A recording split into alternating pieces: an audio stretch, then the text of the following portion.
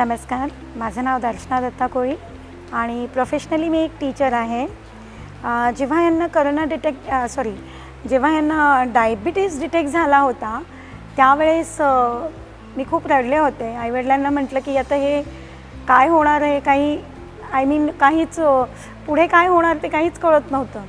पण मग ह्यांना 2023 कोरोना झाला तेव्हा ह्यांनी त्याच्यानंतर एप्रिलमध्ये ते 10 दिवस हॉस्पिटलाइज्ड होते। ते घरी आल्यावर मीही विचार करायला लागले की ह्या डायबिटीजचं आता काही केलंच पाहिजे, कारण 450-500 शुगर खूपच जास्त होती।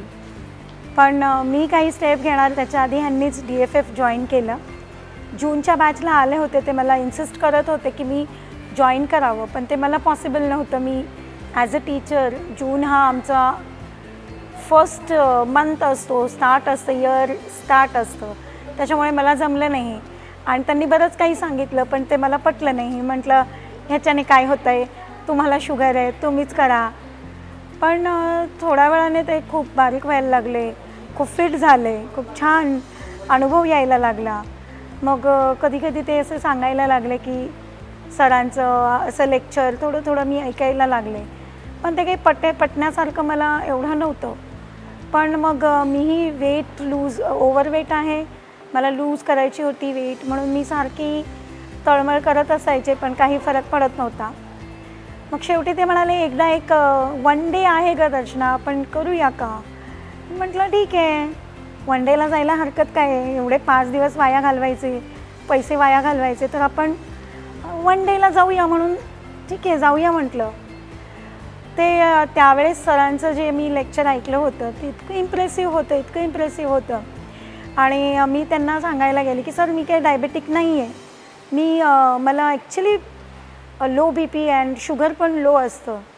ते मी पुढे काही बोलण्याआधी त्यांनी माझा फक्त केसांच्या स्ट्रक्चरवरनं सांगितलं की तुम्हाला B12 कमी आहे, विटॅमिन D कमी आहे। अँड आय वॉज स्टन्ड की अरे ह्या माणसाला मी रिपोर्टसुद्धा दाखवले नाही आहेत, बाकीचे डॉक्टर हे करा ते करा, ह्यांनी फक्त माझं फिजिकल अपीअरन्स बघून मला सांगितलं की this is the deficiency that you have, आणि ह्याच्यावर तुम्हाला एक उपाय आहे, तुम्ही रोज एक नारळ पाणी आणि लाल फळं खायची सुरुवात करा। ती मला ॲसिडिटी होती, हायपर ॲसिडिटी, कॉन्स्टिपेशनचा प्रॉब्लेम होता आणि बरेच इतर प्रॉब्लेम होते। आणि ते नारळ पाणी आणि ते फ्रूट्स ते स्टार्ट केल्यापासनं माझ्यात खूप बदल आला। कॉन्स्टिपेशनचा प्रॉब्लेम सॉल्व्ह। मला नाही वाटत मार्चपासून ते मेपर्यंत, ह्या रेसिडेन्शियल कॅम्पला येईपर्यंत किंवा इथे असताना मी एकही ॲसिडिटीची गोळी घेतली असेल। आणि मग माझा विश्वास पटला, म्हणून मी ह्यांना म्हटलं, हे मला म्हणाले की आपण रेसिडेन्शियल कॅम्पला जाऊया। अँड आमचा मुलगा नाशिकला जाणार होता, सकाळी आम्ही इथे येणार, संध्याकाळी तो हॉस्टेलला जाणार होता 2 वर्षासाठी। तरीसुद्धा मी ते काही इकडचा प्रोग्राम कॅन्सल न करता माझ्या मोठ्या लेकाला रिक्वेस्ट केली, त्याला हॉस्टेलला सोडायला जा, आणि मी ह्या कॅम्पला आले। अँड मला आज वाटतं आहे की 3 वर्षात आय थिंक 2023 1 वर्षाआधी जेव्हा दत्ता आला होता तेव्हा मी ही अपॉर्च्युनिटी मिस केली। मी जे इकडनं घेऊन चालली आहे ते मी नाही एक्सप्लेन करू शकत। माझे 100% प्रॉब्लेम सॉल्व झाले, आणि आजपर्यंत जे काही होता, जो काही रोग वगैरे जे काही मला होतं ते it was only and only because of over thinking. हे मला 100% पटलं आहे। अँड